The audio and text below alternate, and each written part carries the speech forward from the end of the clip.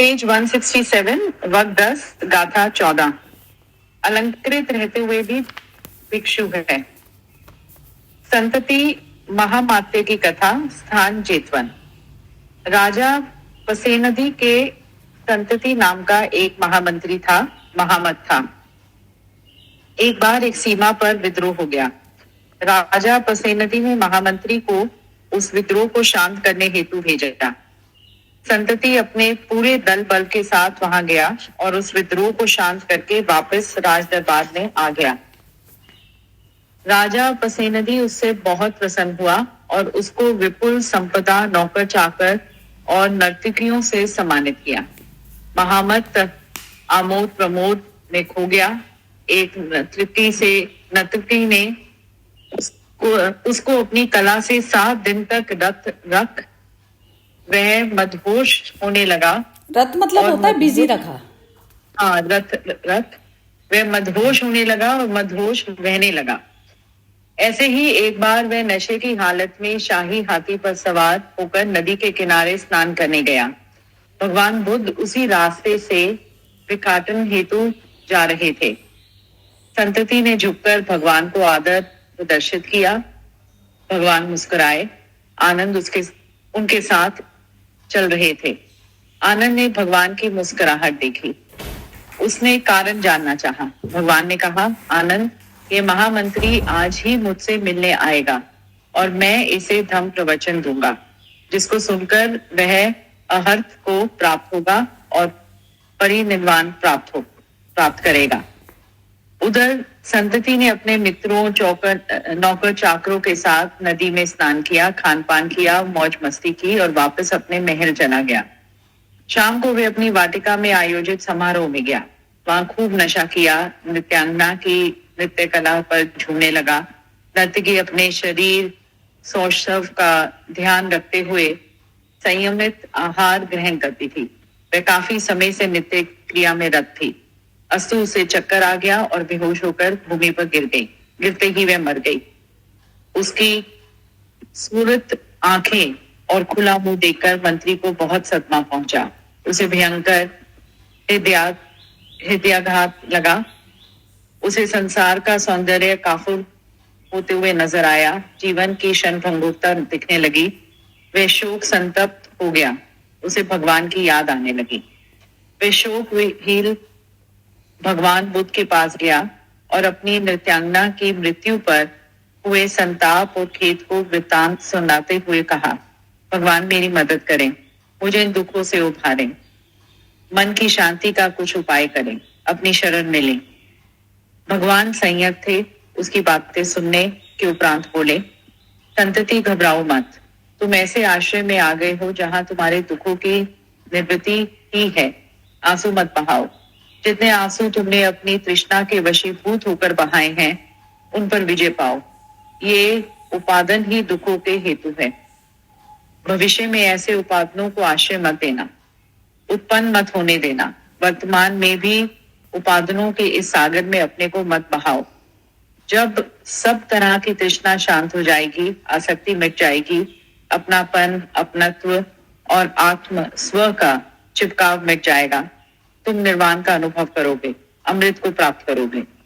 भगवान इस तरह से उसे धर्म समझा रहे थे। वह अहर्त को प्राप्त कर गया। उसे अभिज्ञात हुआ कि उसकी जिंदगी का अब समय नजदीकी है। अस्तु वे तथागत से बोला, भगवान मुझे परिनिवृत्ति मिले, मेरा समय आ चुका है। भगवान ने उस पर अपनी कृपा दृष्टि डाली। संतति ध्यान मग्न हो गया। तेज कसन में ध्यानस्थ संतति का परिनिर्वाण हुआ। भिक्षुओं ने भगवान से जानना चाहा, भगवान संतति ब्राह्मण है या श्रमण? तथागत बोले, भिक्षुओं, बोधि पद पर चलने वाले पुरुष को ब्राह्मण और श्रमण दोनों प्रकार से कहकर पुकारते हैं। भगवान जेतवन में थे। वे आगे बोले, जो मनुष्य ऐश्वर्य संपन्न होते हुए भी सभी प्राणियों के प्रति दंड को छोड़कर शांति पूर्वक विचरण करता है, जो शांत, जिनेंद्रिय समर्थ और ब्रह्मचार्य का पालन करने वाला है, वही ब्राह्मण है, वही श्रमण है, वही भिक्षु है। भगवान ने ये गाथा कही। अलंकतो चेपी समम चरण्य संतो दंतो नियतो ब्रह्मचारी सबेसु भूतेषु निधाय दंडम सो ब्राह्मणो सो समनो स भिक्खु।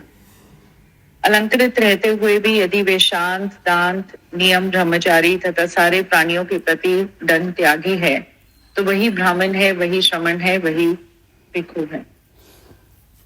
हाँ जी, बहुत ही सुंदर स्टोरी है ये। इसमें यही बता रहे हैं कि जैसे बहुत अच्छा टाइम आता है ना तो इंसान भूल जाता है उस समय। चलिए, इसको कौन बोलना चाहेगा? दीपा से पूछते हैं। दीपा, इसको शॉर्ट में आप बता पाओगी क्या? जो विम्मी का पहले तो ये थोड़ा सा शॉर्ट में बताना पड़ेगा क्योंकि हर्षा जी थोड़ा सा हिंदी में वीक है। मेरे को बस थोड़ा सा ही बता पाऊंगी मैं इसमें। चलो फिर आप अपना बोलो, फिर शॉर्ट में मैं बताऊंगी बाद में। पहले आप अपना बोलिए। हाँ जी। हाँ जी, तो बस इसमें वो क्योंकि भगवान मतलब जैसे वो जो भी था ये मंत्री, ये ऐश्वर्य युक्ति था, तो और उसने मतलब काफी उसने एक वॉर जीता तो राजा ने, पर उसको उसकी लत लग गई। जो खराब नहीं था, मतलब अच्छा था, मगर उसको लत लग गई। तो जब बुद्ध ने उसको देखा तो बुद्ध ने उसको पता चल गया कि ये निर्वाण को प्राप्त हो जाएगा अगर उसको ज्ञान मिले तो बुद्ध ने उनको ज्ञान दिया। और वो क्योंकि वो कह रहे कि अगर वो क्योंकि वो ऐश्वर्य युक्त तो था मगर वो किसी को हार्म नहीं करना चाहता था, और उसको रियलाइज हो गया मतलब व्यर्थ था लाइफ की, क्योंकि उससे अभी तक उसको इसका बोध नहीं था कि वो उसकी मृत्यु भी हो सकती है। तो जब उसको वो बोध हुआ तब उसने सोचा, तो बुद्ध से मिला ज्ञान, इसलिए उसको निर्वाण हो गया। मतलब बुद्ध से, क्योंकि ये भी होता है कि जिससे आपको क्या मिला, क्योंकि बुद्ध से मिला इसीलिए उसका निर्वाण हो गया। और वो खुद भी प्योर था, तो इतना म्यूट हो गया हर्षा इसका तो, दीपा का। हाँ जी, अब कोई बोलना चाहता है बीच में? पहले मोना, तुम बोलना चाहती हो?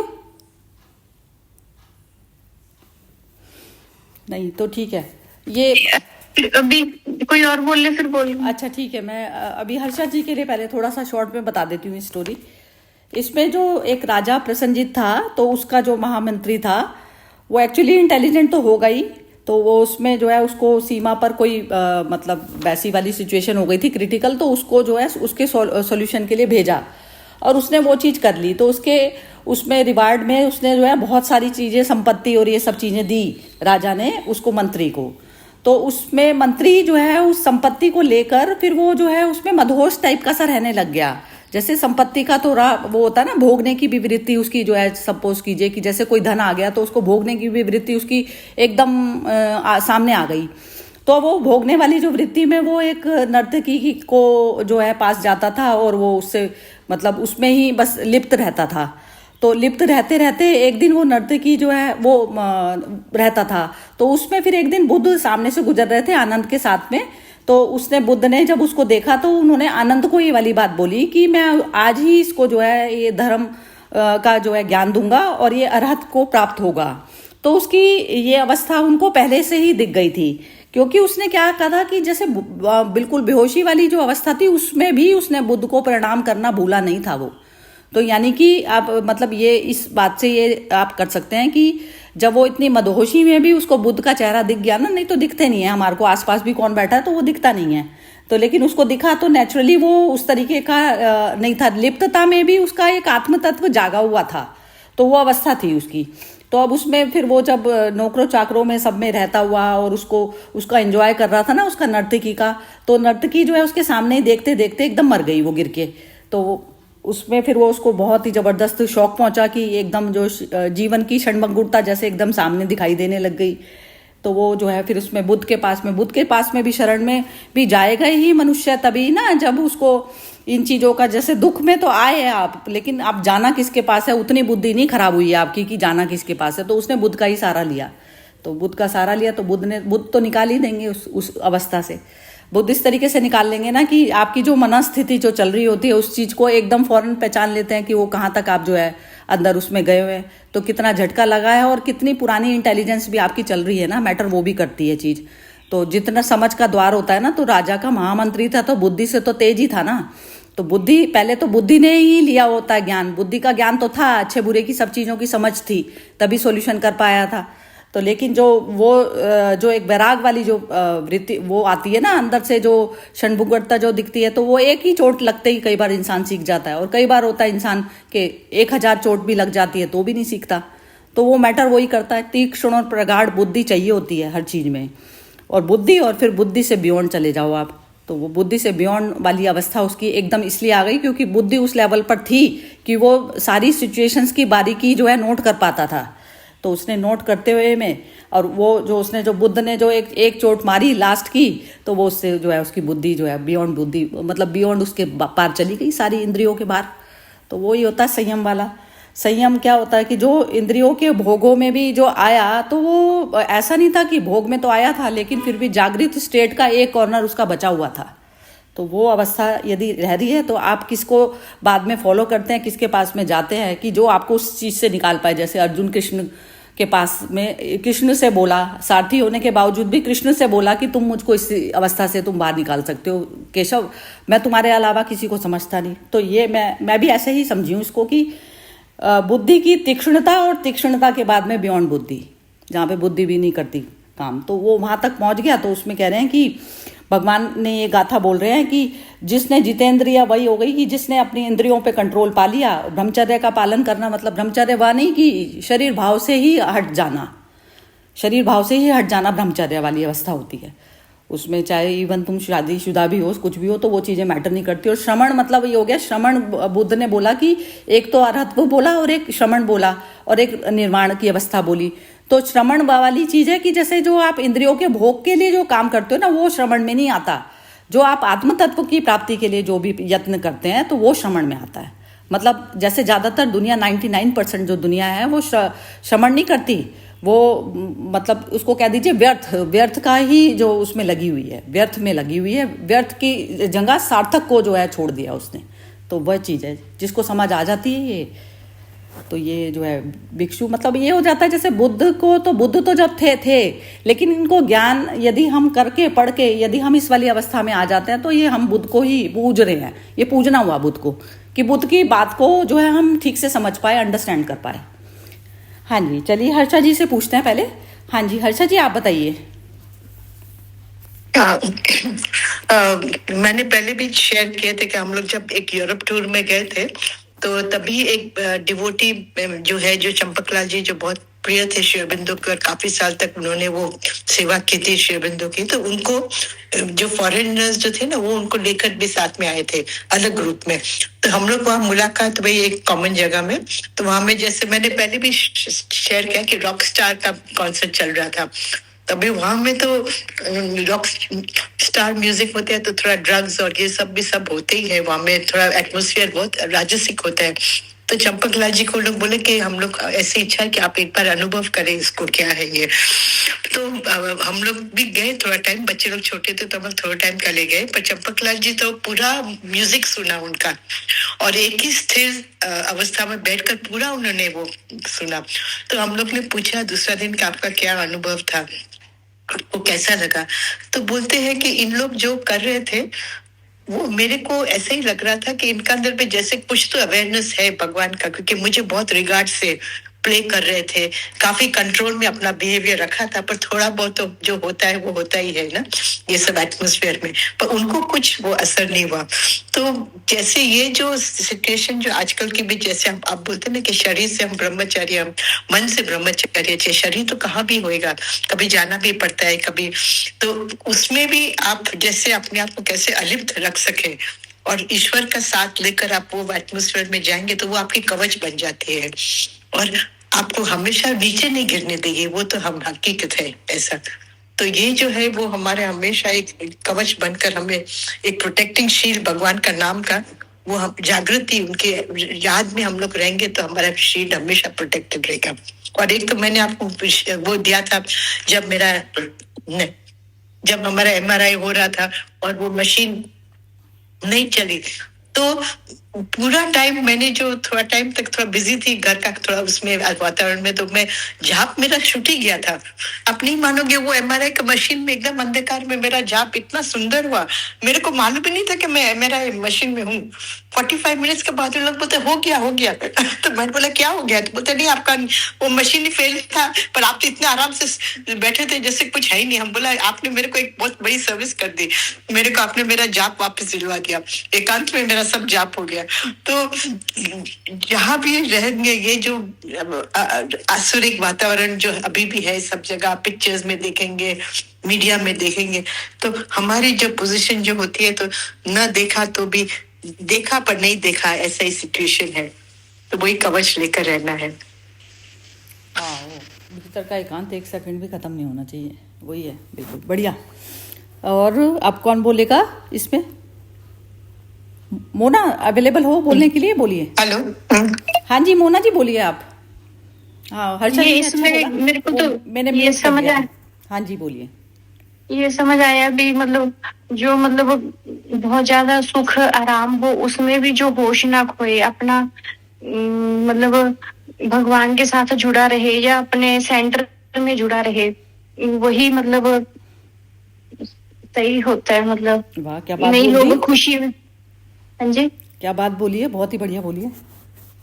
मतलब खुशी में अक्सर लोग भूल जाते हैं, 80-90% तो भूल उस खुशी में ही खो जाते हैं, संसार में खो जाते हैं। उसमें भी मतलब हमें अपने सेंटर पे रहना है, यही समझ आया। हाँ ठीक है, बिल्कुल एसेंस बता दिया तुमने। ठीक है बढ़िया। हाँ जी। और अब सोनपाल जी आप बोलेंगे? बिम्मी जी से आज लास्ट में पूछते हैं, आप बताइए। वंदना जी ने बिल्कुल ठीक कहा, दुख में सुमिरन सब करे, सुख में सुमिरन कोई न करे, सुख में सुमिरन करे तो दुख काहे का होई। ये बहुत अच्छी बात है। और हर्षा जी ने भी एमआरआई वाली और चंपकलाल जी की बात बताई, और ईश्वर की कृपा में वो बिलीव करते हैं कि उनकी कृपा से ही होता है। और आपने बुद्धि की बात बताई कि बुद्धि से परे हो जाना है। भगवान यदि बुद्धि से मिलता तो बुद्धि भगवान से बड़ी होती ना। भगवान कभी बुद्धि से नहीं मिलेगा, वो बुद्धि से परे हो जाने पर ही मिलता है। लेकिन इंद्रियों से परे जाने का रास्ता भी है ना, इंद्रियों से ही निकलता है। ये ओशो वाली बात है। और जैसे कहानी में बताया, ब्राह्मण और श्रमण एक ही है, ये बिल्कुल सही है। और जो वो थे, वो रथ थे। आपने रथ का मतलब बिजी बताया, एक्चुअली रथ का मतलब है रति में बिजी, खाली बिजी नहीं है मेरे हिसाब से तो। क्योंकि जो रति में बिजी है उसको रथ कहते हैं, बाकी बिजी के लिए और शब्द भी है। तो वही इंद्रियों से परे निकलना है। और बुद्ध को तो समय से परे, उनको मालूम था। जैसे इसको ना व्यापक रूप में देखेंगे ना सोनपाल जी, जैसे हम रथ का जो आप बता रहे हैं ना मीनिंग, तो जैसे अब मैं अपने माइंड की बुद्धि को मैं ज़्यादा विचार में डाली हुई हूँ, तो वो भी मतलब जैसे मैं स्वयं ब्रह्म हूँ, चेतना हूँ, तो चेतना जो है यदि अपनी ही बुद्धि के साथ में भी रथ है ना, तो उसको रथ कहा जाएगा, क्योंकि वो भोग चल रहा है उसका, उसके साथ भोग चल रहा है। तो वो भोग वाली अवस्था जब तक हमारी सारी ही बॉडी के प्रति नहीं आएगी ना, बॉडी का एक एक जो है वो मेरे इशारे से चलना चाहिए, ना कि मेरी बॉडी के इशारे से मैं चल रही हूँ, तो वो हम उल्टा चलाते हैं ना। तो वो रत वाली अवस्था मैं तो सबके लिए जान के ही बोलती हूँ, क्योंकि ये चीज जब जैसे ही इंसान को ना जैसे ज्यादा अपने माइंड को चला रहा है, विचार वाली अवस्था में ज्यादा पहुंच रहा है, तो वो माइंड का मिस यूज कर रहा है।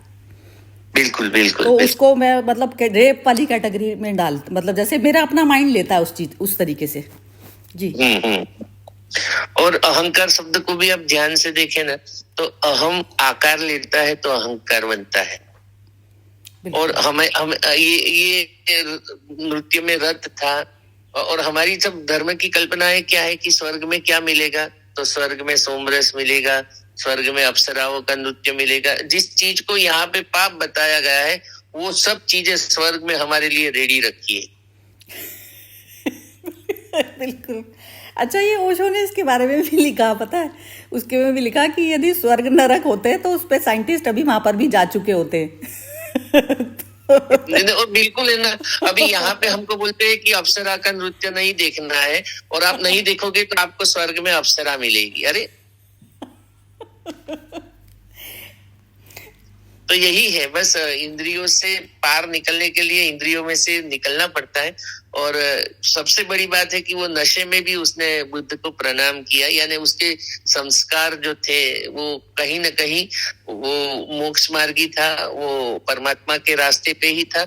आपने बताया जैसे वो बुद्धि वाला तो था ही, तभी उसने वहां जाके वो सॉल्व करके आ गया। वो तो बिल्कुल ठीक जा रही है बातें, एकदम सीधी सादी कहानी है और सीधी गले में उतर जाती है। बहुत ही बढ़िया।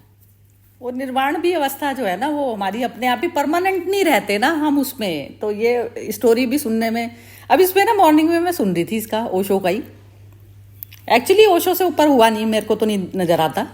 बाकी उनका जो कहने का ढंग था जो था, तो उन्होंने ऐसा बताया कि जैसे लाओ त्से थे, तो उनके पास में कोई आता था एक, तो 20-22 दिन के करीब आया, तो वो उसके बाहर में जो उसके शिष्य बैठे होते थे, तो वो बोलते थे कि ये ना आदमी पागल है, क्रैक है, इसके पास में मत जाया करो, क्योंकि ये तो ना बार बार मतलब इसके पास जाते रहोगे तो ये रोज ही बुलाता रहेगा। तो वो कहता था कि जब तुम्हें बात समझ में आ गई ना, तो तुम्हारा जीवन परिवर्तन हो जाएगा। तो वो मनुष्य जो आता था, जो 21-22 दिन लगातार आ रहा, और वही बात रिपीट कर रहा था लाओ त्से। तो रेपिटेशन में वो कह रहे कि तुम्हारा दिमाग नहीं खराब हुआ। तो वो एक दिन नहीं आया, तो उस पे लाओ त्से उसके घर गया, तो उसने लाओ त्से ने पूछा, तो वो बोले कि अब मेरा जीवन परिवर्तन हो गया। तो आपने ये बोला था कि जीवन परिवर्तन हो जाता है, तो जब तक मेरा जीवन परिवर्तन नहीं था तो तब तक मैं आता रहा, तो बस उसी दिन ही स्टॉप हो गया। तो यही हमारी कहानी भी यही है, हमारी भी यही कहानी है कि हम ज्ञान का सहारा ले ही जब ही रहे हैं, क्योंकि जीवन में यदि परिवर्तन आ चुका होता तो खत्म हो जाती कहानी। इसी को ही कहा जाता, मंत्रों का दोबारा दोबारा रेपिटेशन जो करा जाता है, वो यही चीज है जी। और कौन बोलेगा? आप बिम्मी रही है। हाँ जी, बिम्मी जी बोलिए। ये जो सोमपाल जी ने कहा कि इंद्रियों से परे जाने का रास्ता भी वही इंद्रियों से ही है, तो बिल्कुल वो कि मतलब जब तक आप अनुभव नहीं करोगे, वो अनुभव से गुजरते हुए ही आप को वो रियलाइजेशन होगा जो बिल्कुल आपके तो सेट हो जाएगा। तो और जो आपने भी ये कहानी बताई लाओ त्से की, उसमें भी कि वो जब तक वो एक ही बात को वो मतलब जैसे वो सुन रहा था, तो वो उससे गुजर रहा है, उसको जब तक उसमें वो उतरी नहीं, तब तक वो उससे उन चीजों से बाहर नहीं आया। तो वो ये कि जब उसके वही इंद्रियों में उतरने के बाद ही, इंद्रियों से गुजरते हुए ही आपको इंद्रियों के पार जाने का रास्ता है। और वैसे यदि जैसे हम वही कहते हैं कि जैसे हम ध्यान में बैठ जाते हैं, नहीं लगता ध्यान, विचार इधर उधर जाते हैं, वो सब कुछ वो होता है। और वही जब हम कहते हैं कि मेडिटेशन, तो वही है कि आप जो भी किसी कर्म को मतलब पूरी सच्ची भावना से करें और उसमें बिल्कुल घुले हुए हो, तो वही मेडिटेशन है। तो वो अनुभव है ना, अनुभव से है, तो वो आपको ज्यादा आप उसको मतलब फिर फील कर रहे हो, और बाकी नहीं तो फिर वो सिर्फ ज्ञान तक ही मतलब बुकिश चीजें ही हैं। और एक इस कहानी में मुझे लगा कि आपके अंदर थोड़ा सा भी, एक छोटा सा भी कण है किसी चीज का, और वो तो पॉजिटिव एनर्जीज उसको किस तरह से वो पहचान के, अब जैसे इसके अंदर ठीक है वो मदहोश था और नर्तकी में वो अपना रास्ता भूल गया था, पर मूल जो उसकी प्रवृत्ति थी तो वो उसमें तो वो था, वो संस्कारों वाली और वो सब कुछ था, और वो ही ईश्वर ने भापा उसके अंदर और उसको फिर सही रास्ते पर उसको ले आए। और फिर उसको आने के बाद भी जब वो उनके पास आया, तो ये नहीं कि एकदम ही वो उसका जी बिल्कुल कल्याण हो गया, उसको फिर से वो उस रास्ते से वो गुजरा। और जब उसने कहा कि भगवान मुझे परिणति मिले, मेरा समय आ चुका है, तो जब उसको अपना एनलाइटनमेंट जैसे उसका हो गया, वो वहां तक पहुंच गया, उसको लगा, तो तब उसको जैसे उसके सारे और बंधन, मतलब जो सांसारिक बंधन या शरीर का बंधन जो है वो भी निकल गया। तो वो है कि ईश्वर हर बारी आपकी पूरी जिंदगी एक वो टेस्ट चला जा रहा है, वो आपको हर बारी मौका भी देता है सुधरने का। आपके अंदर एक वो जरा सा भी वो होगा, वो आपको आपकी हैंड होल्डिंग करेगा और आपको अब बस वही है कि अपनी वो होनी चाहिए। अब जैसे इसकी बुद्धि है, वही है कि बुद्धि से भी निकलना पड़ेगा, बुद्धि के रास्ते में ही रह के आप उसको भापोगे खुद और फिर उससे बाहर निकलोगे, फिर बियॉन्ड बुद्धि जाओगे। तो वो रास्ता वही है, बियॉन्ड बुद्धि जाना या बियॉन्ड इंद्रिय जाना। रास्ता तो अपने उस अनुभव से ही आएगा, वो सब कुछ देख के, सुन के, महसूस करके, and then you come out. और जब वो होगा रास्ता तो फिर देन वो जैसे एक क्या कहते हैं सस्टेनेबल पाथ रहा। नहीं तो आप फिर से बियॉन्ड बुद्धि भी हर सिचुएशन में जाना पड़ता है, हर सिचुएशन में ही जाना पड़ता है बियॉन्ड बुद्धि भी। मतलब वो सिचुएशन वाइज ही है, मतलब ये नहीं है कि मतलब एंड ऑफ लाइफ वाली कोई बात है।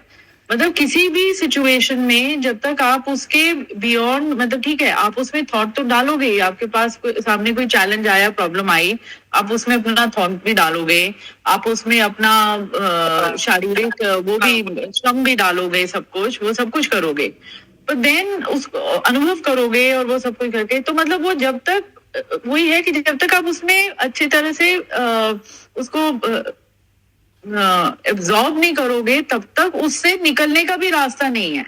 निकलोगे तभी, मतलब सोल्यूशन तभी आएगा जब तुमने उसको पूरे उसको एक वो होलिस्टिक वो दे दिया, थॉट दे दिया, व्यू दे दिया, अपना कर्म दे दिया, सब कुछ, and then you go beyond. सही है। हाँ, ये जैसे एक्सेप्टेंस बॉडी की भी अपनी। हाँ जी, सोनपाल जी बोलिए, आप बोलिए। लास्ट लीजिए 5। अच्छा, बियॉन्ड बुद्धि जाना नहीं होता है, होना होता है, क्योंकि जाएगा तो मैं साथ में जाएगा। हाँ, पर नहीं वो मतलब बियॉन्ड बुद्धि मतलब वो शुरू हो रहा है ये सोच के नहीं कि मुझे बियॉन्ड बुद्धि जाना है, वो अपने अनुभव में ही आ जाएगा। वो मतलब वो इतना ग्रेजुअल सीमलेस होगा, वो फ्लो करेगा, आप कुछ अपनी तरफ से वो एफर्टलेस ही हो जाएगा एक तरह का, जिसे कहते हैं। हाँ बस ये बात है, एफर्टलेस है वो। ठीक है, बिल्कुल यही है। समझ आ गई एक्चुअली, सबको ही आ रही है समझ में। वही है ना, जैसे अभी पहले क्षण में मेरे को कोई चीज़ बाय करनी है तो मुझे अपने पैसे को छोड़ना पड़ेगा। तो पैसे के छोड़ने में मेरी बुद्धि चल रही है कि ये पैसा मेरे लिए इतना ज़्यादा काम वाला है, लेकिन मुझे छोड़ती हूँ, मैं उस चीज़ को एक्सेप्ट कर लेती हूँ, तो बियॉन्ड बुद्धि चली गई। तो अब चीज़ की रिक्वायरमेंट मेरी ज़्यादा है, तो वो चीज़ मैंने बाय की, तो एक पहले वाले उसको मूवमेंट को मैंने ख़त्म करा।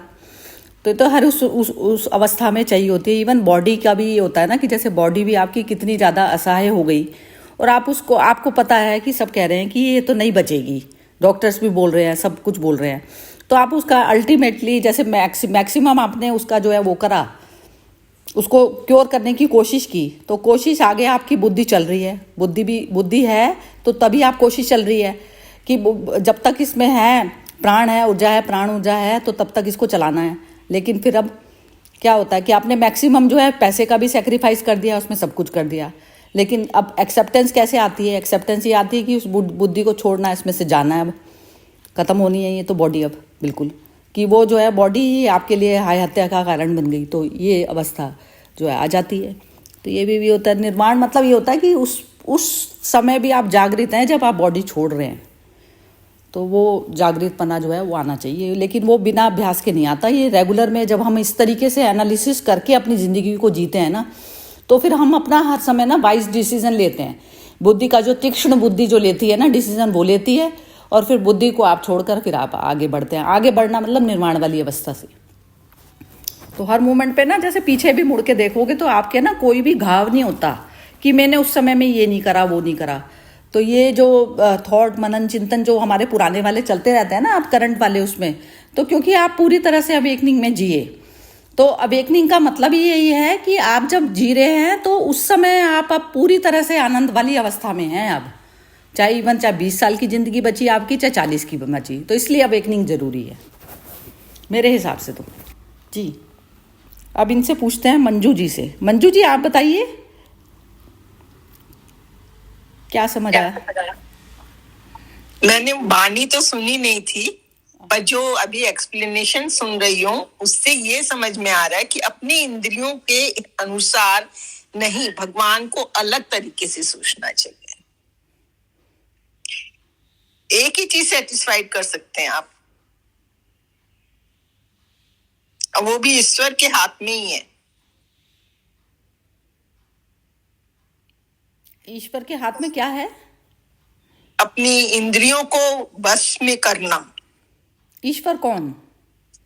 अपने बस में है, पर फिर भी उसमें कॉज तो भगवान ही देते हैं। नहीं नहीं, ईश्वर आप कौन सी अवस्था को बोलते हैं?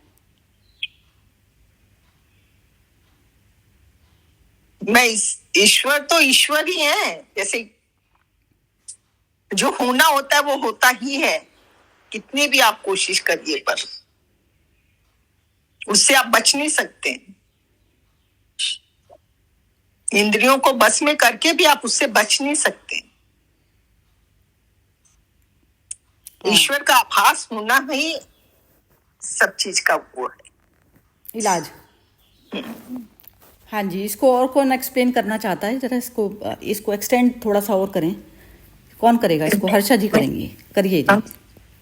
नहीं, ये जैसे आपने कहा वो बहुत सही है कि ईश्वर के हाथ में ही है, पर जैसे अभी अनएक्सपेक्टेड किसको कुछ बीमारी आ जाती है तो तभी हम इतने जल्दी ईश्वर के हाथ नहीं मानते हैं। ईश्वर की हार नहीं मानते हैं, पर जब अपनी कोशिश कर चुके होते हैं, हाँ, तब हार के आपको ईश्वर के ऊपर हाँ, ही जाना हार कर हम लोग मानते हैं, पर उसमें पर भी कई बार इसी ऐसा होता है। संतोष आता है हाँ, आशा जी। हाँ, यदि आप अपने कर्तव्य से पीछे हट गए या आपने उसकी कोशिश नहीं की तो आपको हाँ, संतोष भी नहीं आता है। सही बात है, सही बात है। ये मेरा अनुभव बोलता है। नहीं, जो आप बोलते हैं ना, वो पावर ऑफ एक्सेप्टेंस हमें आ जाती है कि सब चीज में ईश्वर के ही हाथ है।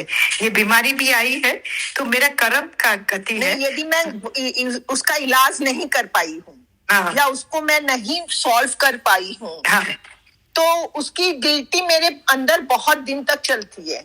Yes yes. और यदि मैं उसका इलाज कर चुकी हूँ, मेरे हाथ में नहीं है, अब ईश्वर के हाथ में है कि वो जिंदा है या जो भी है, प्राण है या नहीं है, तो वो ईश्वर के हाथ पे छोड़ने से अपने मन में संतोष बहुत जल्दी आता है। Yes yes. अपनी इंद्रियां इतनी बस में नहीं है। एक शब्द आता है ना, पूर्ण पुरुषार्थ। हाँ, जहां तक जैसे अंतिम घड़ी तक हम पूरे प्रयास करते हैं, पर जब नहीं भी होता है ना, तब हाँ, का पूरा प्ले फाइनली आता है। हाँ, कि वो देखता है कि आपने पूर्णता से पूरी प्रयास किए, आपने पूरी पुरुषार्थ की। हाँ, उसका ग्रेस जो बोलता है ना, पूर्ण भाव से आता तो है ही, हमेशा ही रहता है, पर जैसे बोलते हैं ना, वो फुल भी पावर। समय के साथ ही आता है Harsha ji. Yes yes yes. शुरुआत में तो लगता है कि नहीं, इसका ट्रीटमेंट हो जाएगा, हाँ, आई विल डू। वो द्रौपदी जैसा हो जाता है ना, सबको करते करते अंतिम में कृष्ण को ये बात सही है। हाँ, फिर दूसरों पे निर्भर होते हैं, डॉक्टर्स पे निर्भर होते हैं, फिर अपने कर्म पे निर्भर होते हैं, आखिर में ईश्वर के भरोसे ही छोड़ना पड़ता है। नहीं, तो यदि आखिर में तो सभी छोड़ते हैं ना, आखिर में तो छोड़ना पड़ता क्या है, वो छुड़वा लेती है प्रकृति आपसे। पर शुरू में नहीं छोड़ पाते हैं हम लोग ना, तो ये नॉलेज तो इसके लिए है ना कि आप शुरू में छोड़ सके ना, बात वो है कहने की। तो ये नॉलेज तो अच्छा, इसमें सोनपाल जी से ही पूछते हैं पहले, क्या बोल रही हैं, बोलिए सोनपाल। मंजू जी, सरिता बहन पूछ रही है कि ईश्वर का एड्रेस, आधार कार्ड और पैन कार्ड बता दे हमको बस। पैन कार्ड के लिए तो मैं इनके संग ज्वाइंट हुई हूँ ना, आप लोगों के संग। पैन कार्ड तो सबको चाहिए होता है ना। कौन सी चिड़िया का नाम है ईश्वर, बात ही है। वही तो शक्ति खोज रहे हैं। नहीं, एक कहना ये होता है, जैसे एक तो स्वयं को नहीं जाना मनुष्य, तो वो तो ऐसे ही चलेगा, अपने अनुभवों से करेगा। लेकिन अब बुद्धों के जो अनुभव हैं वो हमारे लिए कैसे, हम किस लिए पढ़ रहे हैं बुद्ध की स्टोरी? हम इसलिए पढ़ रहे हैं ना कि जो बुद्ध जहाँ से जो बोल रहे हैं, तो शारीरिक व्याधाओं से वो भी नहीं बचे हुए, कोई भी नहीं बचे हुए, फिर वो इतनी शांत अवस्था और इतनी आनंदित अवस्था में कैसे रहते हैं? उन्होंने शुरू से, बचपन से ही उस स्थिति से गुजरे, कि उन्होंने सब अनुभव किया और लास्ट में जाके उन्होंने उसको पाया। नहीं नहीं नहीं नहीं, लास्ट को मैं जाके नहीं पाया है। लास्ट तो क्या है, लास्ट तो मोमेंट आप डिसाइड ही नहीं कर सकते। नेक्स्ट मोमेंट ही आपका लास्ट हो तो क्या पता है। बच्चे का भी नेक्स्ट मोमेंट लास्ट हो सकता है और बड़े का नहीं भी हो सकता। वो तो चीजें डेफिनेट है ही नहीं ना ना ना। ये नॉलेज तो इस तरीके से हेल्प करती है कि आपका आनंद जो खो जाता है ना, तो आप आनंदित रहते हुए में सारी चीजों का करें इस्तेमाल। तो स्वयं को जानने की यात्रा पर निकले कि मैं हूँ कौन वास्तव में, कि जिसको जो ये शरीर बूढ़ा होता है, मरता है, ये सब जो चीजें होती है, तो ये सब जो है क्यों होती है, ये मैं वास्तव में हूँ कौन। तो जब आप अपने स्वरूप को जानने का जो जिन्होंने भी ज्ञान दिया, इवन चाहे गीता थी चाहे वो बुद्ध की वाणी थी, सारे शास्त्र तो वैसे शास्त्र नहीं होते ना, जो स्वयं का जो ज्ञान बताए वो है। तो वही जो है गुरु हमको जो है पकड़ के ले जा सकता है उंगली पे पार, क्योंकि जो खुद शारीरिक इन चीजों में उलझा हुआ है, उलझ के और उसमें अपना ही एक्सपीरियंस से आप पड़े रहे, यात्रा में भुगतते रहे। फिर जब शरीर ने बिल्कुल 0/0 हो गया तो तब जो है आपने उस चीज को एक्सेप्ट कर लिया। तो वो तो बाय फोर्स एक्सेप्ट करना पड़ा। आपने एक मनुष्य जागृत अवस्था में एक्सेप्ट कर रहा है और एक मनुष्य सोई हुई अवस्था में कर रहा है, तो हम जागने की तरफ वाली बात कर रहे हैं। तो इसमें सोनपाल जी आप बताइए जरा, आपने अनम्यूट किया है। अरे मुझे एक जोक याद आ गया। एक आदमी डॉक्टर के पास गया और डॉक्टर को कहता है कि डॉक्टर साहब मुझे ऐसा लगता है कि मैं कुत्ता हूँ। तो डॉक्टर पूछ रहे हैं कि आपको ये कब से ऐसा लग रहा है? तो बोलते जब से मैं छोटा पिल्ला था ना तब से यही लग रहा है। पूरा हो गया मेरा जोक।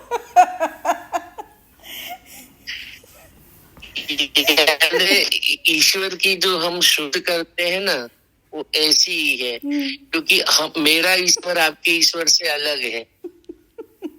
ये हम सबको अपना अपना ईश्वर ढूंढना है। एक ही घर में 5 लोग हैं लेकिन पांचों के ईश्वर अलग मिलेंगे, क्योंकि मेरा जो है वो आपसे तो भिन्न ही रहेगा। और मेरा ईश्वर सोनपाल जी ये है कि जैसे मैं कहूँ मैं तो सरिता हूँ, या आप कहें मैं तो सोनपाल हूँ, तो ये तो चीज भाई कुत्ते वाली तो बात हो गई है। आके कब से लग रहा है कुत्ता है? तो बोले जब से पिल्ला हूं ना तब से कुत्ते जैसा ही लग रहा है। यानी उसकी समस्या का हल ही उसके पास। हम सभी उसी कैटेगरी में तो हैं। अब किसी को कोई पूछे इंट्रोडक्शन ले कि वो कौन है, वो कहेंगे आनंद लोक में रहते हूँ, मेरा नाम सरिता है, फलाना है, ढिमकाना है, मेरे पास ये डिग्री है, ये सब है। अब कोई जो है बुद्ध पुरुष से उसका ले इंट्रोडक्शन ले कि वो मतलब हु आर यू, तो वो अपना बताएगा कौन हूँ। तो वो कौन क्या बताएगा कौन हूँ? वो कहता है सारी चीज पहचाने जो है तुम्हारी शरीर की है। अब शरीर तुम हो क्या? अब शरीर की पहचान है, ये सब चीजें है ना। तो वही चीज है कि अपने आप को ढूंढो। अपने आप को ढूंढोगे तो ये जो जिंदगी जो चल रही है, चाहे शरीर बिल्कुल ही 0 भी हो जाए तो भी आप थोड़ी ना 0 हो गए। बात एक्सेप्ट करने की ही होता है। तो बेहोशी में एक्सेप्ट करना पड़ा और एक जागृत अवस्था में जो है आप स्मार्टली हैंडल कर रहे हो चीजों को। पता है कि सामने मृत्यु आ रही है, जैसे एक सोल्जर का होता है कि सामने जो है गोली लग सकती है किसी भी समय, लेकिन मुझे अपना अल्टीमेट देना है 100%। पता है ये चीज, पता होते हुए मैं जाना। बिल्कुल। तो वो एक सोल्जर वैसी वाली जिंदगी है ना, और उसमें आनंद आपका कहीं खो नहीं था जरा सा भी, क्योंकि आप तो वह हैं जो जन्म मृत्यु से परे हैं। तो वो अवस्था में आके तो वो चमक एक शाइन तो वो एक अलग होती है ना। वो शाइन में तो मजा ही अलग है जीने का। बाकी तो सारे रोते हुए जीने हैं जो एंजॉय कर रहे हैं ना जिंदगी को, जो जिंदगी के रसों में जो डूबे हुए हैं। हम कहते हैं हमने तैरना सीख लिया, तैरने के बाद में हम डूब जाते हैं, तो हम डूबते थोड़ी ना है। हम डूबे रहे तो लगता रहे दूसरे लोगों को डूबे हुए हैं, ये तो बड़ा ऐसा नहीं होता ना। लेकिन जो पहले एक बार सीख लो, फिर उसमें जो है फिर डूब भी जाओगे तो कुछ फर्क नहीं पड़ता। वो डूबना नहीं होता। वो तो तैर के निकल ही जाएगा। नहीं, तैर के नहीं निकल जाएगा, वो एफर्टलेस है ना, वो जरूरत ही नहीं है, उसको निकलने की भी जरूरत नहीं है। हाँ, तो उसको तो आ गया ना तैरना, बस वो तैरा हुआ ही है। वो तो पहले से ही निकल गया ना अपने आप में। उसने पहले से ही 0 कर दिया शरीर को। जो शरीर मृत्यु 0 कर देगी, वो शरीर उसने पहले ही 0 कर दिया जी। वही 0 करना ही तो, इसीलिए अमीर खुसरो कहते हैं। अमीर खुसरो इसीलिए कहते हैं कि डूबा सो पार। हाँ, ये भी किसी ने भेजा था, इस पे ग्रुप में जो भेजा। डूबा है वही पार हो सकता है, तैरने वाला पार नहीं होगा। जो डूबा सो पार, उल्टी बानी बोलता है वो अमीर खुसरो। विम्मी ने भेजा था शायद ये जो अभी अभी सरिता जी ने बताया वही चीज। यही होता है बस, उसका जो मजा होता है ना वो अलग ही है जीने का। हाँ जी, कोई और बोलना चाहता है? मिमी आप बोलिए। हाँ, नहीं, ये जो अमीर खुसरो का कहा, आप जितने भी इसके भी सॉन्ग सुनो ना, ये रॉकस्टार मूवी के, उसमें सब में वही है कि जितना आप डूबोगे आप उतना तुम्हारी नैया पार होगी। तो वो डूबने का मतलब वही है कि आप उससे वही जो हम इस कहानी में भी बात करते आए हैं कि वो अनुभव के उससे तो गुजरना ही पड़ेगा। आपका रास्ता वही है, आपको एकदम ही वो जी बिल्कुल निर्वाण मिल जाएगा, वो नहीं है। उस स्टेज से और हर जगह आपको वो that those positive energies are there to take you. आप मतलब आप एक कोशिश तो करो, वो आपको आपके आगे आगे के रास्ते अपने आप ही वो बनते जाएंगे। और अपनी आप जिंदगी में भी आप यदि देखो तो इतनी चीजें होती है कि आप जैसे आज रियलाइज करते हो कि अरे मेरे साथ, अरे मैंने एक चीज कर लिया, ये मेरे साथ ऐसा हो गया। और ये जो हाइंडसाइट में देखो तो कहाँ से वो कहीं ना कहीं तो आपका वो थॉट का प्रोसेस, आपका पुरुषार्थ का वो कहीं तो आपका अंदर वो बीज आया और वो और पनपता रहा, चाहे वो अच्छाई में या बुराई में, दोनों में वही है। आया तो तुम्हारे से ही है वो, और तुम्हारे अपने ही थॉट के और तुम्हारे अपने ही काम के से ही वो चीज आज वो वहां तक पहुंची है जो है। और जो मंजू जी ने कहा कि वही वो जैसे जो कुछ वो जो है वो मतलब वो जैसे वो तो वो है ही, सृष्टि का वो नियम है ही, जो है वो आया है वो जाएगा ही जाएगा। अब जैसे जो प्लेन क्रैश में हुआ, अब किसी को क्या मालूम था ऐसे कि जी वो एकदम ऐसे वो हो जाएगा। तो अब एंड में तो वही रह जाता है कि आप अपने आप को मतलब उसमें क्या वो पढ़ना, मतलब उसको इस चीज को एक्सेप्ट ही कर लो ना कि वो है, मतलब ऐसा होना था। मतलब एक मूवी भी है शर्मिला टैगोर की, ऐसी मूवी, उसके अंदर वो बार बार मुझे मूवी का टाइटल मुझे याद है, पर वो बीच बीच में होके इट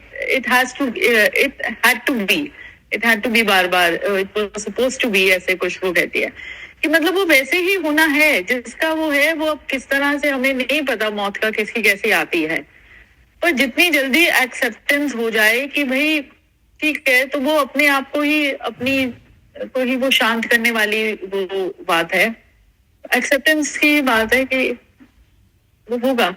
अब उसमें आप नहीं कुछ कर सकते, किसी का कैसे जाना है वो ही क्लियर हो जाए। जन्म को तो हमने फिर भी इंसान ने अभी कंट्रोल करना सीख लिया है, कब बच्चे पैदा हो रहे हैं, इस टाइम पर पैदा हो रहे हैं, वो हो रहे हैं, पर मौत को तो कोई भी नहीं वो कर सकता। So the ending let just accept it कि होना है, ऐसा होना था। उनको वो प्लेन में जाना था, उनको वो होना था, जिसने बचना था वो बच गया, जिसमें वो है। आप अपना करो ना, अपनी लाइफ को सिंपल रखो, क्या उसमें वो करते रहना। मतलब जब रूल ही बना हुआ है, भगवान ने पहले ही आपको जब भेजा है जमीन पर, तो इस रूल से ही भेजा है कि आप आओगे और जाओगे। अब उसके बीच में तुम खेल लो यहाँ पर बस, तो उस खेलने को सिंपल बना लो। इतना ज्यादा क्यों बुद्धि को वो डाल के अपना काम करते रहो चुपचाप। ये वो कल मतलब certain things I feel you can't fight, मतलब आप कई चीजों से आप नहीं कर सकते। जैसे अब वो एक एग्जांपल मैं अपनी मदर इन लॉ से बात कर रही थी, तो वो कही थी जब से उन्होंने ये प्लेन क्रैश का ये सुना है, वो थोड़ी सी उनको एंजाइटी रहती है।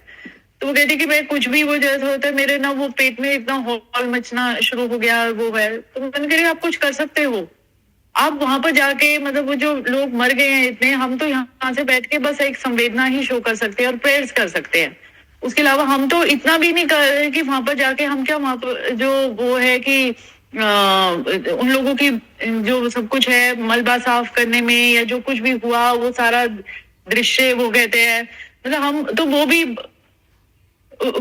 नहीं कर सकते। तो जब हम कुछ कर ही नहीं सकते, करने को वैसे कर सकते हैं कि जाओ ना, पर जो भी है वो लिमिटेशन सबकी अपनी अपनी, और वहां पर प्रशासन है काम करने को उनका।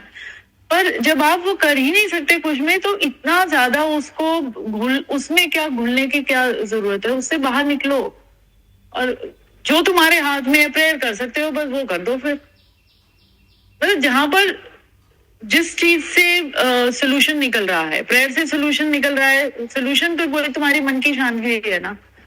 तो वो उससे यदि काम करने से सोल्यूशन हो रहा है, तुम्हें मन की शांति, काम कर लो। बैठने से चुपचाप मिल रहा है, वो कर लो। तो वो मुझे लगता है कि ईश्वर ने सारे नियम बहुत सिंपल बना रखे हैं, हम उसको और कुरेद कॉम्प्लिकेटेड करे जा रहे हैं। एंड तो रिजल्ट वही है कि हाँ, anything which is born has to go. Keep it simple. जैसी मति होगी ना वैसी गति होगी। तो गति किसकी होनी है? गति और मति दोनों चीजें जुड़ी हुई हैं शारीरिक उससे। तो अब उसमें जैसे आपकी मति होगी वैसे ही आप चलोगे। तो जब तक आपको जो आत्मज्ञान वाली जो अवस्था नहीं आती है, तो ये तो चलेगा ही। आपकी कुबुद्धि चल रही है और उसमें जो है शरीर का, तो वो जो उसका अंत होना है। सारी बुद्ध की स्टोरीज में पुराने जन्मों की भी कहानियां बताई गई हैं सारी, बार बार। तो वो जो पुराना प्रीवियस उसमें बर्थ में आपने कौन सा, तो वो कॉज कहते हैं ना, हर चीज पे कॉज पे मेरा अपना नाम लिखा हुआ है, क्योंकि कारण शरीर हमें मिलता ही हमारी वजह से ही है। तो अब हम हैं सुप्रीम। अब सुप्रीम जो है वो कैसे उसमें फंस गया? अब वो मति जो है हमारी किस तरीके से भ्रमित हो गई, कुछ हो गया तो वो मन का रोल आ गया। तो यही चीज़ है, बार बार यही चीज़ हमको जो पढ़ते हैं लिखते हैं हम चीज़ें, तो आनंद वाली अवस्था आती यही है ना कि बॉडी तो बुद्धों की भी उसी बीमारी से ही जाएगी जिस पे उसका नाम लिखा है कि ऐसे जानी है उसकी बुद्धि, उसकी वैसी मति बनेगी। वो बुद्धि की तो मतलब जो शरीर की जो अवस्था होनी है वो बुद्धों की भी होनी है वैसी ही, जैसे वो नाम छपा के लेके आए हुए पीछे से, वैसी गति होनी है उनकी बॉडी की। लेकिन वो बॉडी से पहले ही पार निकल चुके, पहले ही निकल चुके उससे बाहर। अब जैसे कहते हैं ना बॉडी पैक कर दो, कोई मर जाता है इंसान तो उसको बोलते हैं उसको पैक कर दो, तो वो बॉडी को पहले से ही पैक करके छोड़ा हुआ होता है उन्होंने। ये चीज़ हो जाती है उनके साथ। जी हाँ जी, सोनपाल जी बोलिए। हाँ, भगवान ने भी सिस्टम अच्छे से बनाया है कि ऐसा नहीं किया कि पहले 35 साल सांस ले लो, बाद में 35 साल सांस निकालो। एक सांस ली है तो तुरंत हम लय के साथ प्रलय में जाते ही है, दूसरी निकालना ही पड़ता है। निकालना मृत्यु है, लेना जिंदगी है। और रख नहीं सकते। अच्छा, एक मैं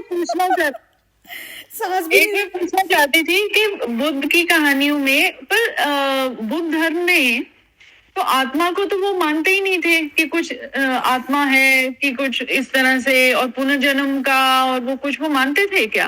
बुद्ध धर्म में है ये? नहीं, वो मानते नहीं थे, ये नहीं था बात। ये पता किस लिए नहीं मानते थे लोग ना? आत्मा के पीछे छुप जाते हैं ना, आत्मा करके कह के ना छुप जाते हैं। वो अपना कर्म वो शरीर के द्वारा जो भी करते हैं ना, वो कहते हैं भगवान करा रहा है, आत्मा तो है नहीं कुछ भी। तो वो बुद्ध इसलिए जन्म में नहीं मानते थे क्योंकि आत्मा तो शाश्वत है, उसका जन्म ही नहीं है। इस तरीके से वो पुनर्जन्म में नहीं मानते थे। शरीर का तो जन्म होता रहता है, क्षीण होता है, लेकिन जो है जन्मा ही नहीं वो मरेगा कैसे?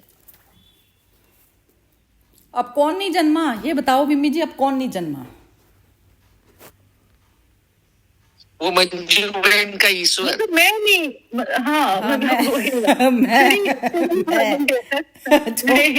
हाँ, क्या कह रही हूँ? नहीं, मतलब वही है कि वही देखो, जो असली मैं हूँ वो नहीं जन्मी। असली मैं तक पहुंचे नहीं ना। मैं आज बिम्मी हूँ, कल टिम्मी, कुत्ता बिल्ली जो भी, वो तो बदलता रहेगा। वो इनकी कुत्ते वाली स्टोरी बिल्कुल वही सब पे अप्लाई होती है। जिन्होंने आइडेंटिफिकेशन इस शरीर के साथ किया हुआ, तो कुत्ता बिल्ली सारी चीजें हैं, वो सब है। अच्छा, एक अभी बस बोलते मैंने पाया कि देखो भगवान ने भी क्या तुम्हें सिस्टम में जो बनाया है कि यहाँ पर जब आप मनुष्य शरीर में हो तो आप कहते हैं आपको शरीर भी, मतलब आप हाईएस्ट स्टेज ऑफ एवोल्यूशन में हो। हाँ, आपको बुद्धि भी बहुत वो दे दी। उसके बाद जब आप मरे, मतलब ये शरीर त्याग किया, और जो वो कहते हैं कि आप इतनी यूनियों से निकलते हो तो पता नहीं क्या क्या बन के निकलते हो, फिर से आपको वो बिल्कुल बुद्धि में भी कहीं पर शून्य, कहीं पर कोई नेगेटिव में, कोई पॉजिटिव में, तो वो कहता है कि तू सीख, फिर से सीख। मतलब तू अपने आप को बहुत बुद्धिमान समझ रहा था मनुष्य बन के, अब तू बन जाइए, अब तो शरीर से भी वो हो गया और बुद्धि से भी। तो वो जो हम हर चीज में अपना बुद्धि भी लगाते रहते हैं, तो ये भी है कि ये भी क्षणभंगुर है। मतलब इतने टाइम के लिए तुम्हें ये बहुत ज्यादा इवॉल्व बुद्धि मिली हुई है, तो इसका भी सदुपयोग करो और आगे मतलब नहीं ये रामायण की एक चौपाई है ना, होई है सोई जो राम रचि राखा। तो अब उस पे ना जैसे इस वाली चौपाई में, मतलब मैं तो जैसे इसको अंडरस्टैंड इस तरीके से करा कि जैसे पीछे से एक सप्लाई आ रही है, उसमें कहते हैं ये ईश्वर ही अपने तरह तरह के रूप उसने धारण कर लिए, ठीक है। अब उसमें एक जैसे एक टोटल एक पावर है, अब उसने अपने ही आपको डिवाइड कर दिया जैसे तरह तरह के उसमें। अब उसमें जिस मशीन से जो जो चीज़ लेनी है, उसमें सिर्फ एक अहंकार का जो रोल है ना, अहंकार ये कि मैं बॉडी भाव के साथ में चिपक जाती हूँ, तो वो मेरा दुख सुख बना लेती हूँ मैं अपना, हूँ तो मैं ईश्वरी ना। अब वो सप्लाई जो है पीछे से पूरी वो आ रही है, सब कुछ आ रही है, वो बुद्धि का मशीन का जो रोल है, जितनी जिसमें मशीन से जो काम होना है तो वो चीज़ उसी मशीन से होनी है, उसमें सप्लाई पीछे से। तो उसमें ये गीता में जो हमने पढ़ा था ना कि अतिशय दुराचारी भी यदि अनन्य भाव से मुझे बचता है, अनन्य भाव वही हो गया कि सब में ऊर्जा वही चीज आ रही है, वही करता पूरक वही है। अब ये सारे अहंकार के खेल चल रहे हैं, तो अहंकार से कौन सुखी दुखी होएगा? सुख दुख ही हमारा अहंकार वश के कारण है। सुप्रीम में मर्ज होना पड़ेगा बार बार हर क्षण बार उसमें मर्ज हो, तब सुख दुख खत्म है बस। क्योंकि मेरी पावर सप्लाई मैं उससे कट कर लेती हूँ, तो मैं अहंकार का जन्म हो जाता है मेरा। पावर सप्लाई जैसे आ रहा है ना, पूरा ट्रांसफॉर्मर से आ रही है, अब वो पावर सप्लाई को मैंने अलग कह दिया कि मैं तो बल्ब अपना अकेले ही जलूंगी मैं तो वो अकेले का वो चक्कर बैठ जाता है, तो उसमें सारा दुख है। और ये मर्ज होना भी वो अपना सबका अपना अपना प्रोसेस होगा, और हर परिस्थिति का अपना अलग अलग वो होगा। किसी में तुम जल्दी मर्ज हो जाओगे, किसी में तुम नहीं होगे, किसी में तुम्हारा वो चला ही जा रहा है देर से। मतलब वो रियलाइजेशन हर परिस्थिति की अलग अलग होगी हमारी। बिल्कुल ये बोल रहे हैं आप, बोलिए इनके जोक सुनते हैं। जैसे आपने बोला ना कि रियलाइजेशन सबकी अलग अलग होगी, और उन्होंने बिजली की ट्रांसफॉर्मर की बात की, तो मुझे याद आया कि वही बिजली है, एसी में जाता है तो ठंडा कर देता है, गीजर में जाता है तो गर्म कर देता है, टीवी में जाता है तो दृश्य कर देता है, रेडियो में जाता है तो आवाज कर देता है। बिजली तो वही है। हाँ, एनर्जी दूसरी तरह हर फॉर्म में मैनिफेस्ट हो रही है ना, एनर्जी तो वही है। वो सब अपने अपने रिसेप्टिविटी के हिसाब से, अपने अपने कर्मों के हिसाब से सबकी अलग अलग रहेगी। नहीं, वो तो जो दूसरी योनियां है ना विमी जी, उनको छोड़ दीजिए, वो वैसी ही ऊर्जा पैदा करेंगे, जैसे कोई गर्म पैदा करेगा कोई, लेकिन मनुष्य योनि में आपके हाथ में होती है, आपके पूरी तरह से हाथ। बुद्धि भी है ना साथ में, तो बुद्धि भी हुई, और दूसरा जो मन है, मन को लगती है सारी गर्म ठंडा सब कुछ जो लग रहा होता है, तो उसमें मेरे को अब बाहर से मेरे को कितनी गर्मी आई, बाहर से कितना ही गर्म एनवायरनमेंट आ गया मेरे पास में, लेकिन मेरे अपनी अवस्था को मैं अपने आप को कूल रख सकती हूँ उसमें। यदि नहीं, भगवान ने में सभी योनियों में सब कुछ तो दिया है, पर वो है कि हमारे में थोड़ी सी बूंदे वो ज्यादा डाल दी है, बुद्धि की ज्यादा डाल दी, उसके चल तो अब तो हर किसी को अब वो है। नहीं, मनुष्य को उसने अपने जैसा बनाया है सेम। बाकी प्रकृति के क्षेत्र में आता है, जो पशु पक्षी हैं वो प्रकृति के सेंटर से चलते हैं। यदि मनुष्य भी होकर और आप प्रकृति के सेंटर से चलेंगे तो आप पशु से भी बदतर हैं। आप प्राकृतिक सेंटर क्या होता है? जिनको इंद्रियां चलाती हैं वो प्राकृतिक सेंटर होता है।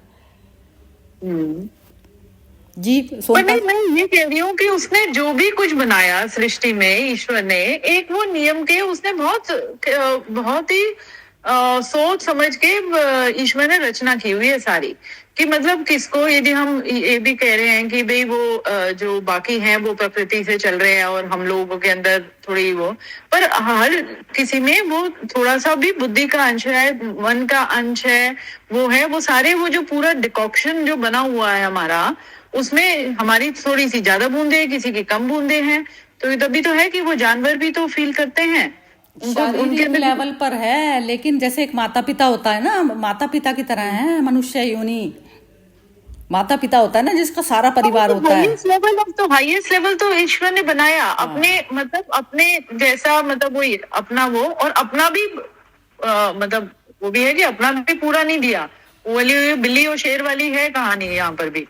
नहीं, पूरा दिया है, पूरा दिया है बिम्मी जी, पूरी स्वतंत्रता है। पूर्ण पूर्णमिदम है ना वो ईशावास्य उपनिषद जो है, उसमें पूर्ण ने पूर्ण दिया है, पूर्ण है।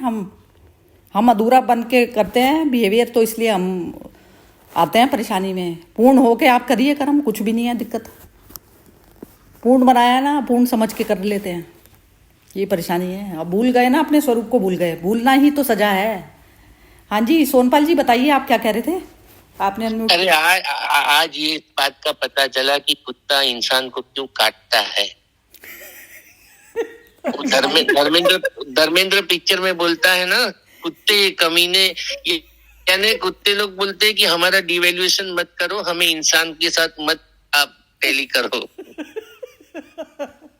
काट गई उसको, अब वो देखो उसको बाकी ज्यादा आ गया काटने से। वो कुत्ता इंसान ना, इंसान की योनि में आके ना कुत्ते बिल्ली वाली योनि भी नहीं रह जाती उसकी, वो उससे भी नीचे गिरा हुआ होता है। क्योंकि उनमें भी एक धर्म होता है कि मैं ये वाली चीज खाऊंगा और ये नहीं खाऊंगा। लेकिन मनुष्य के पास तो कोई लिमिट ही नहीं है कुछ भी। ऊपर जाने की भी लिमिट नहीं है, नीचे जाने की भी। पताल में कहते हैं ना, पताल में धस गई चेतना इतनी। बिल्कुल बिल्कुल। हमारी चेतना निम्न स्तर पे भी जा सकती है और उच्चतम भी जा सकती है। तो वही है, वो बस ये है कि स्टोरीज के माध्यम से बस ये करके जाएं कि हर वक्त संवेदनशीलता हमारी बढ़े और इस हद तक बढ़े कि बस ईश्वर वाले तत्व में आ जाएं, जैसे उसका सारी संतान है सब उसकी, तो ऐसी हमारी सभी संतानें हैं। बस जब तक हमारी वो कैटेगरी नहीं हो जाएगी तब तक हम बार बार आते रहेंगे धरती पर। चलिए जी, खत्म करते हैं आज का सेशन। बहुत सुंदर सेशन रहा। ओके चलिए, ठीक है जी, ओके जी, जय श्री कृष्णा। जय श्री कृष्ण, जय श्री कृष्ण।